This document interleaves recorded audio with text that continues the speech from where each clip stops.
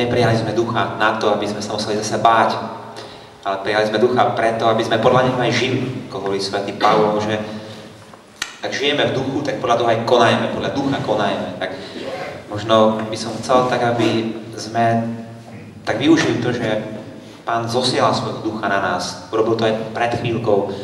Ten spev, ktorý tu znel teraz Bohu pred trónom, kde bol takým prejavom ducha v nás, tak chcem vás tak pozvať možno trošku, aby sme, keď žijeme podľa ducha, aby sme podľa toho aj konali. A chcel by som vás tak pozvať, možno, že by sme každý si našli nejakých troch ľudí tu vedľa seba, niekde okolo seba, že by sme sa trošku navzájom pomodlili jeden za druhého. A chcel by som vám tak znova prečítať, že čo je takým ovocím ducha a skúste tak počúvať, čo sa tak vo vás ozve a za tých troch ľudí, ktorých sa budete modliť, potom možno skúste im tak požehnať im, nech Boh im dá takéto ovocie ducha, alebo nech to rozmnoží v nich, podľa toho, ako to budete tak vnímať v sebe. Svätý Pavol povedal, že ovocím ducha sú takéto hodnoty. Láska, radosť, pokoj, zhovievavosť, láskavosť, dobrota, vernosť, miernosť, zdržanlivosť. Pane, Ty nám nedávaš svojho ducha len tak, aby sme si ho nechali pre seba, ale dáš nám ducha preto, aby sme jeden druhému žehnali, aby sme si navzájom slúžili, aby Tvoj duch mohol prechádzať cez nás jeden k druhému a tak naplňať tento svet. Tak daj, nech v tejto modlitbe pokračujeme v Tvojom duchu, nech podľa Tvojho ducha aj konáme, nech Tvoj duch nás teraz pôsobí a nech opäť zažívame takú slobodu, ktorú Tvoj duch prináša, pretože tam, kde Tvoj duch je, tam je Tvoja sloboda, tak nám pomôž tak prekročiť možno to, čo sme nikdy nerobili, možno to, čo sa nás taká ľudská prirodzenosť búri, daj nám slobodu požehnať druhých a byť požehnaným. Daj nám slobodu konať v Tvojom duchu práve teraz a hneď. Amen. Amen.